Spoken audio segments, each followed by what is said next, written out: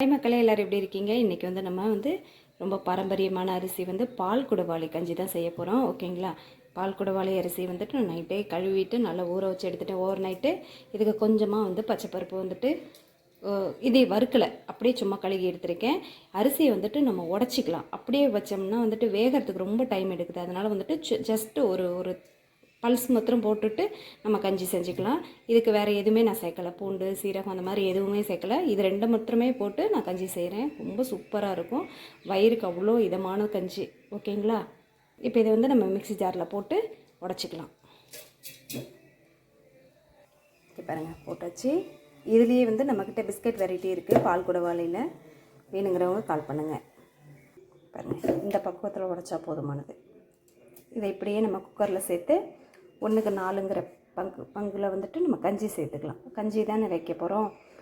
ஒரு கப்பு அரிசிக்கு நம்ம 4 கப்பு தண்ணி சேர்த்தணும்.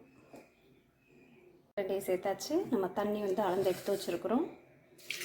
தண்ணி சேர்த்துக்கலாம். போட்டுட்டு இதுக்கு தேவையான உப்பு போட்டு நம்ம குக்கரில் வச்சுக்கலாம். ஒரு 5-6 விசில் விட்டோம்னா நமக்கு கஞ்சி தயாராகிடும். உப்பு சேர்த்தாச்சு. இப்போ நம்ம குக்கரை மூடி ஒரு 6 விசில் விட்டுக்கலாம். அவ்வளோதான்.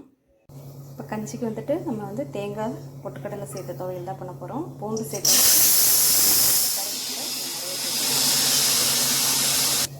நம்ம கருவேப்பிலை நார்மலாகவே நம்ம காலை நேரத்தில் சாப்பிட்றது ரொம்ப நல்லது. அதனால் இந்த மாதிரி துவையல் சேர்த்து சாப்பிட்டோம்னா ரொம்ப ஹெல்த்தியாகவும் இருக்கும்.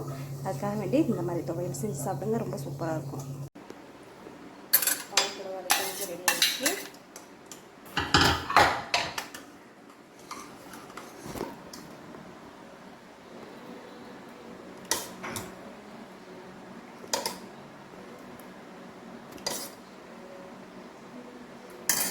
தூங்கிறதுக்காக தான் அம்மா இதில் சேர்க்குறேன்.